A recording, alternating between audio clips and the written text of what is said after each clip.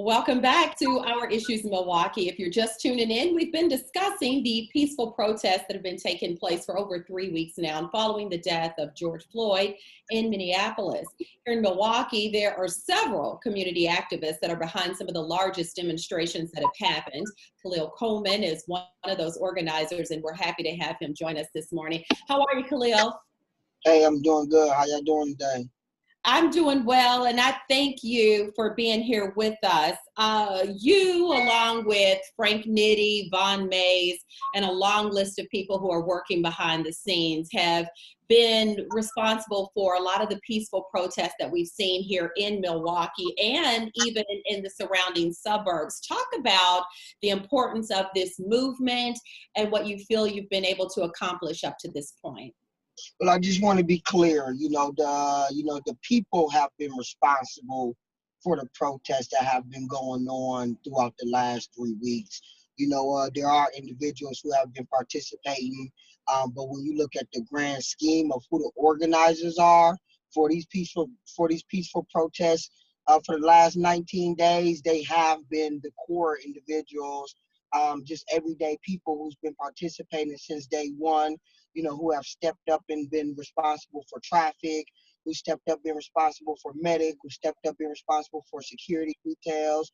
And these are the individuals who's making these protests happen every single day. Yeah, and I think that it's wonderful that you guys have been able to bring people from all backgrounds together for the Black Lives Matter movement. It says so much, especially here in Milwaukee. We constantly hear that we're the most segregated city in America, yet you guys have drawn protesters from Brookfield, Wauwatosa, Whitefish Bay, a little bit of everywhere, and you see a diverse crowd out there marching for justice, marching for change. And talk about what it means for you to see something like this actually take place in our city. It's beautiful. Like a lot of people that joins our march, pretty much everybody that joins the march is people are in awe. I think people join the protest. They're not really sure what the protest is really going to be about, what the energy of things is going to be about, what the message is about. And I think the people who have been participating, and a lot of them are regulars. They show up. They've been there. If they can't be there all 19 days, that we have completed so far. Today's day 20th. They have been there, 5 days, 6 days, 7 days. And I think one of the things that keeps it sustained and makes it so diverse, and so original and organic is the fact that people are coming from their own walks of life, from many different backgrounds, many different colors, many different ages and creeds, and it's all part of the people's movement. Like, it's all power to the people, and nobody is being put into a box or have to separate themselves by their sexuality or creed or whatever, just to participate. And I think that's what makes the movement so beautiful. Yeah, and anybody who has not been able to be out there and witness the energy and the love, you can feel it. You're just watching the videos that have been taken. You can see it in the pictures. And like I said, it's different, especially for where we live, because it's always this group of people on this side of town and that group of people. But like I said before, it's all coming together. You've been working for many years in the community for change. This is not something new for you. So do you feel like there's something different this time around when you're marching and protesting? I definitely think that the energy is different. Like I said, I didn't lead protests and things before. I think the thing that makes it more unique this time, is we do have the diversity, and we also got the traffic. I think the traffic was a big impact in terms of the support being able to, in terms of the protest being able to be sustained and supported. It was unique to have the amount of traffic that we had the first week, protesting in the caravans with the convoy. And that's really what made the protest as strong, and to my take, than other protests that I have been involved in before. There's been times we haven't had hundreds of people out there before, no justice, no peace, et cetera. But I think one thing about now is, when George Floyd died, I think it really pulled at the heartstrings of many different people. I think watching George Floyd be executed on social media was different than the previous individuals who we've been marching for justice before. It was kind of like, we witnessed an execution, and regardless of if you was black, white, brown, whatever, like everybody kind of felt like that wasn't right. And I think that's what makes it so unique this time, is the fact that people are really starting to see, and people are really starting to feel the effect of what injustice looked like for Black lives that's been happening since the start of America, really. I agree with you. And the Milwaukee Common Council, they passed a I Can't Breathe resolution. And I'm wondering, is this part of what you want to see happen in the city with the protesting and the movement? What is your ultimate goal in hitting the streets the way you have?